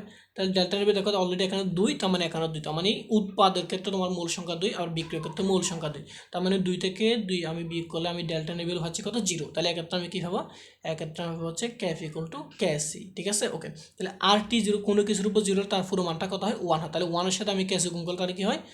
ক্যাফ ইকুয়াল টু আমি জাস্ট পাবো ক্যাসি, ঠিক আছে? তাহলে এক্ষেত্রে আমার হতো ক্যাফ ইকুয়াল টু ক্যাসি, এটা হচ্ছে আমার রাইট আনসার। তাহলে এটা কখন হবে? একটু আগে বলতেছি, যদি প্লাস হয় তাহলে সেক্ষেত্রে ক্যাসি ভ্যালুটা কী হবে? বেশি হবে, আর ক্যাফি ভ্যালুটা কম হবে।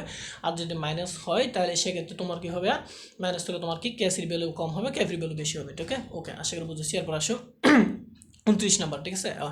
29 নম্বর কি বলতেছে? 29 নম্বর বলতেছে বিশুদ্ধ পানির ঘনমাত্রা কত সেটা, এটা হচ্ছে মুখস্থ রেখে দিবে, তারপর কিন্তু বের করা যায়, ঠিক আছে? ওকে, তাহলে মুখস্থ হচ্ছে 55.5, এটা হচ্ছে পানির ঘনমাত্রা। তারপর আমরা বের করা যায়, যদি বের করি, যদি আমাকে অন্য কিছু দিয়ে থাকে, ঠিক আছে, অন্য একটা মূল সংখ্যা দিয়ে থাকে, সেক্ষেত্রে কীভাবে বের করবো সেটা, ঠিক আছে? ওকে, তাহলে বের কীভাবে করবো সেটা হচ্ছে আমাকে বিশুদ্ধ পানির আমার কি ঘনমাত্রা ইকুয়াল টু তোমার আমি জানি হচ্ছে, অর্থাৎ ঘনমাত্রা ইকুয়াল টু হচ্ছে ওই জিনিসটা যেটা আছে ওইটার ঘনত্ব, ঠিক আছে?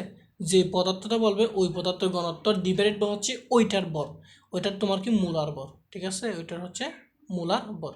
যেটা আমাকে বিশুদ্ধ পানি বলতে আমার উপরে হবে কি? বিশুদ্ধ পানির ঘনত্ব ডিভাইড বা তোমার কি ওই বিশুদ্ধ পানির তোমার কি মূলার ভর। তাহলে বিশুদ্ধ পানির ঘনত্ব কথা আমরা সবাই জানি, পানির ঘনত্ব হচ্ছে 1000 বিশুদ্ধ পানির ঘনত্ব, এবং মূলার ভর কত? পানি, তাহলে H2O, তার মানে কত হবে? 18, ঠিক আছে? তোমার কত? 18। তাহলে এই যে 1000কে কিন্তু 18 দ্বারা ভাগ করলে 55.55, এটা আমার কি 5, এটা আমার অ্যান্সার আছে, ঠিক আছে? ওকে, তাহলে আমার ভ্যালুটা হবে 55.5, তো এটা মুখস্থ রেখে দেবে ভালো, ঠিক আছে? ওকে, এটা কিন্তু অনেক ইম্পর্টেন্ট, অনেকবার আসছে।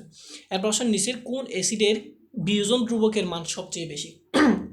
একটু আগে বলছি, যদি তোমার কি হয়? কেন্দ্রীয় পরমাণুর জারণ সংখ্যা যত বেশি হবে,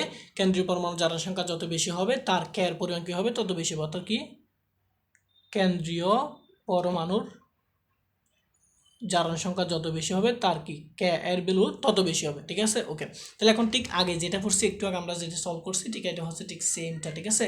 অর্থাৎ সেম ম্যাথটা, ঠিক আছে? দেখো HBr অর্থাৎ সালফিউরিক ক্ষেত্রে তোমার কত? +6, তারপর নাইট্রিক অ্যাসিডের ক্ষেত্রে কত হবে? নাইট্রিক তোমার কি +5, আর এক্ষেত্রে হচ্ছে তোমার কি +7, আর ব্রোমিনের ক্ষেত্রে কিন্তু +7। যদি সমান হয়ে যায় সেক্ষেত্রে কী হবে? জাস্ট তোমার কি যার আকার ছোটো হবে তার কি ক্যার মান তত বেশি হবে, সে তত বেশি বিয়োজিত হবে। তার মানে এখানে ক্লোরিনের আকার, ব্রোমিনের আকার ছোটো, তো সেমভাবে HCl পুরো অ্যান্সার হবে, ঠিক আছে? এটাও কিন্তু রিপিট, দেখো কত পরিমাণ প্রশ্ন রিপিট হয়। ওকে, এরপর আসে 31 নাম্বার। 31 নাম্বার কি বলতেছে? 31 নাম্বার বলতেছে একটি ফলের রসে হাইড্রোজেন আয়নের ঘনমাত্রা দেওয়া আছে 3.3 × 10⁻²। ওকে, এখন বলছে ওই রসের পিএইচ কত সেটা আমাকে জিজ্ঞেস করছে। একদমই যে অলরেডি আমাকে হাইড্রোজেনের ঘনত্ব দেওয়া আছে, পিএইচ বের করতে বলছে। আমরা সূত্র জানি পিএইচ ইকুয়াল টু হচ্ছে তোমার কি -log হাইড্রোজেন আয়নের ঘনমাত্রা, তাই না? ওকে, তাহলে জাস্ট মানগুলো বসাও, তাহলে -log হাইড্রোজেন আয়নের ঘনত্ব কত বসাবে? 3.3 × 10⁻², আমাকে সেটাই দেওয়া আছে, ঠিক আছে? তো এটা একটু মুখস্থ, এটা তো হয়তো তখন ক্যালকুলেটর ইউজ করা যেত মনে হয়, জাতীয় কবির মধ্যে ছিল 19-20 সেশনের দিকে। তো এক্ষেত্রে তোমার এটা একটু ক্যালকুলেট করা লাগবে, ক্যালকুলেট করলে আমার অ্যান্সারটা আসবে কত হবে? আমি যদি ক্যালকুলেট করি এক্ষেত্রে আমার বেরোটা আসবে হচ্ছে তোমার এই -log 3.3 × 10⁻², তো আমার আসছে 1.4, ঠিক আছে? ওকে, ক্যালকুলেট করলে আমার ম্যাথটা আসছে 1.2, এটা তারপরে আসার সম্ভাবনা খুব কম, কারণ এরকম তোমার জটিল ম্যাথ দিবে না, ঠিক আছে। দিবে এখানে যদি কি যে 3.3 না দিয়ে 1 দিতে পারতে, সেক্ষেত্রে ভ্যালুটা হবে, অ্যান্সারটা হবে 2 হবে। তাই একটু আগে বলছি প্রথমে, ঠিক আছে, এটাও কিন্তু রিপিট, তাহলে কিন্তু হবে 1.4, এটা আমার কি হবে অ্যান্সার হবে, ঠিক আছে। ওকে, এরপর আসে 32 নাম্বার। 32 নাম্বার কি বলতেছে? 32 নাম্বার বলতেছে মানব দেহে রক্তে কোন ব্যাপারটি নিয়ন্ত্রণ করে, কিন্তু ওখানে অপশন ছিল না নিয়ন্ত্রণ করে না, কিন্তু এটা নাও হবে না, ঠিক আছে, এটা ভুল। বলছে কি মানব দেহের রক্তে কোন ব্যাপারটি পিএস নিয়ন্ত্রণ করে। আমরা জানি মানব দেহে হচ্ছে তোমার রক্তে 3টি ব্যাপার তোমার পিএস নিয়ন্ত্রণ করে, সেগুলো কি কি? একটা হচ্ছে প্রোটিন ব্যাপার, আর একটা হচ্ছে ফসফেট ব্যাপার, একটা হচ্ছে বাইকার্বনেট ব্যাপার। তার মানে 3টাকে আমার কি করে ব্যাপার পিএস নিয়ন্ত্রণ করে। তার মানে এইটাও সঠিক, এটাও সঠিক, এটাও সঠিক। আমি অপশন দিয়েছি কি সবগুলো, তার মানে ডি হবে আমার অ্যান্সার, কারণ কি সবগুলাই হচ্ছে আমার কি রক্তে তোমার পিএস নিয়ন্ত্রণ করে, ঠিক আছে। ওকে, এরপর আসে 33 নাম্বার। আমরা অলরেডি শেষের দিকে চলে এসেছি, 34টা ছিল, ঠিক আছে। ওকে, তাহলে এরপর আসে 33 নাম্বার। 33 কি বলতেছে? FeCl5 গ্যাস সেখান থেকে বিক্রিয়া করা হয়েছে PCl3 এবং ক্লোরিন, অর্থাৎ PCl5 থেকে বিক্রিয়া করে তোমার কি কি তৈরি হয়েছে? PCl থেকে বিক্রিয়া করে তোমার তৈরি হয়েছে FeCl3 এবং ক্লোরিন গ্যাস তৈরি হয়েছে। এখন বলছে এই বিক্রিয়ার ক্ষেত্রে আমাকে কোনটি সঠিক সেটা বিকল্প সঠিক। এই যে এখন এটাও কিন্তু রিপিট, ঠিক আছে, এটা হচ্ছে 7 স্টার দিয়ে রাখতে 10 স্টার, মানে রিপিট হচ্ছে প্রশ্ন। দেখো এর আগে হয়েছে, এখনো হয়েছে, মানে কয়বার যে হয়েছে দেখো, এই যে 28 নাম্বার একবার আসছিল, ঠিক আছে, এর আগে আরেকবার আসছিল, তাহলে দেখো কয়বার রিপিট একটা প্রশ্ন। উচ্চ মানে সেম টপিক, প্রশ্ন না হলে হুবহু কিন্তু প্রশ্ন রিপিট হচ্ছে, ঠিক আছে, এবং টপিকগুলো কিন্তু কি হচ্ছে চেম হয়ে যাচ্ছে, মানে সেম টপিক থেকে সেম প্রশ্ন চলে আসতেছে। তাহলে দেখো এখানে উৎপাদন মূল সংখ্যা, এখানে 1 মূল, এখানে 1 মূল, আর এখানে কত 1 মূল, আমার উৎপাদন হচ্ছে তোমার কত 2 মূল, উৎপাদক 2 মোল, তাহলে ডেল্টা এর ভ্যালু বের করতে, তাই না? উৎপাদক হচ্ছে 2 মোল, আর বিক্রিয়া কত মোল? বিক্রিয়া হচ্ছে 1 মোল, তো 2 থেকে 1 বিয়োগ করলে কত 1। এটা কি প্লাস আকারে। আমি একটু আগে বলছি কি যদি প্লাস আকারে থাকে তাহলে সেক্ষেত্রে তোমার কি হবে ক্যাভির ভ্যালু বেশি হবে, তাই না? তাহলে এক্ষেত্রে কি ক্যাভির ভ্যালুটা আমার বেশি হবে, কেসির ভ্যালু কম হবে। তাহলে এটা আমার শুধু করতো যদি আমার এটা মাইনাস আসতো, মাইনাস হবে মাইনাস হতো, অর্থাৎ যদি উৎপাদের মূল সংখ্যা থেকে বিক্রয়ক মূল সংখ্যা যদি বেশি হতো সেক্ষেত্রে ক্যাভির ভ্যালু কেসি থেকে কম হতো, তো কেসি ভ্যালু বেশি হতো। আর যদি ডেল্টা এন ইকুয়াল টু 0 হতো তাহলে সেক্ষেত্রে ক্যাফ ইকুয়াল টু কেসি হতো, আর এটা তো না, ঠিক আছে। ওকে, এরপর সে একদম লাস্ট নাম্বার ম্যাথ, সেটা হচ্ছে কি গাট সালফিউরিক অ্যাসিডের ঘনমাত্রা কত, আমাকে সেটা জিজ্ঞেস করছে, ঠিক আছে। বলছে কি গাট সালফিউরিক অ্যাসিডের ঘনমাত্রা কত সেটা আমাকে জিজ্ঞেস করছে। ওকে, তাহলে আমরা ঘনমাত্রা বের করি। এবার আসো, তাহলে ঘনমাত্রা কীভাবে বের করি? তাহলে আমি হচ্ছে প্রথমে কি প্রথম তোমার কি পিউএস দেওয়া আছে, ঠিক আছে, তোমার কি পিউএস দেওয়া আছে। ওকে, ঠিক আছে, এটা হচ্ছে আমরা ডিরেক্ট মুখস্থ মনে রাখবো গাট সালফিউরিক অ্যাসিডের ঘনমাত্রা কত সেটা, ঠিক আছে। ওকে, সেটা হচ্ছে আমার কি 11.8, ঠিক আছে। ওকে, তাহলে এটা হচ্ছে আমার কি মুখস্থ রেখে দিব। ওকে, তো আশা করি এটা হচ্ছে আজকের ভিডিও। তো বলতেছি যে তোমার কি এই পুরো ভিডিওটা যদি তুমি ভালোভাবে করা যায় তাহলে তোমার এই অধ্যায় থেকে, অর্থাৎ তোমার কি তোমার হচ্ছে এই অধ্যায় থেকে, তার রাসায়নিক পরিবর্তন অধ্যায় থেকে তোমার আর কোনো ধরনের প্রবলেম থাকবে না, ঠিক আছে। ম্যাক্সিমাম স্টপ বলতে গেলে জিএসটি পরীক্ষায় যা আছে সব টপিক কিন্তু এখানে কভার হয়ে গেছে। এখানে মূলত বিগত 5 বছরের প্রশ্ন সলভ করে দেওয়া হয়েছে। যদি এই ক্লাসটা পুরোপুরি ভালোভাবে সুন্দরভাবে করো, আশা করি এই রাসায়নিক পরিবর্তন নিয়ে তোমার গুচ্ছবর্তী পরীক্ষার কোনো টেনশন থাকবে না, ঠিক আছে। তার দেখো গুচ্ছ মানে বিগত প্রশ্নটি কীভাবে গুরুত্বপূর্ণ গুচ্ছের জন্য দেখো ম্যাক্সিমাম প্রশ্ন কিন্তু টপিক দেখো, কয়েকটা টপিক দেখো, শুধু একবার না 2-3 বার 3-4 বার করে কিন্তু একই টপিক থেকে প্রশ্ন আছে, এবং একই ম্যাথ কিন্তু বারবার আসছে, ঠিক আছে। তো এই জন্য বলি তোমার জিএসটির জন্য বিগত বছরের প্রশ্নগুলো যদি খুব ভালোভাবে অ্যানালাইসিস করা যাও তাহলে সেক্ষেত্রে তোমার ভালো একটা রেজাল্ট করা সম্ভব হবে, ঠিক আছে। তো এরকম যদি আরও যে অধ্যায় আসে সব অধ্যায় যদি ভিডিও তোমরা পেতে চাও তাহলে তোমার ভাইকে কমেন্ট বক্সে জানিয়ে দাও, কিন্তু তোমার পরবর্তী ভিডিও আসবে কেন সেটা ডিপেন্ড করো তোমাদের রেসপন্সের উপর। তোমরা যদি ভালো মতো রেসপন্স করো তাহলে সেক্ষেত্রে আমি এই সব অধ্যায়ের, ঠিক আছে, দেওয়া তোমার এরকম ভিডিও দেওয়ার চেষ্টা করবো। আর অলরেডি তোমাদের ফিজিক্সের সবগুলো ফার্স্ট পেপার এবং সেকেন্ড পেপার সব কিছু দেওয়া হয়ে গেছে, চাইলে প্লে লিস্ট থেকে ওইগুলো তোমরা করে নিতে পারো। তো ঠিক আছে, আজকে এটুকুই, ভালো থেকো, খোদা হাফেজ। আবার বলি চ্যানেলটাকে সাবস্ক্রাইব না পেজটাকে পুরো দিয়ে পাশে থাকবা, আর ভালো লাগলে বন্ধুকে শেয়ার করে একটা লাইক দিবা, আর যারা ইউটিউব দেখতে ইউটিউব চ্যানেলকে সাবস্ক্রাইব করে দেবে। তো ঠিক আছে, ভালো থেকো, খোদা হাফেজ, আসসালামু আলাইকুম।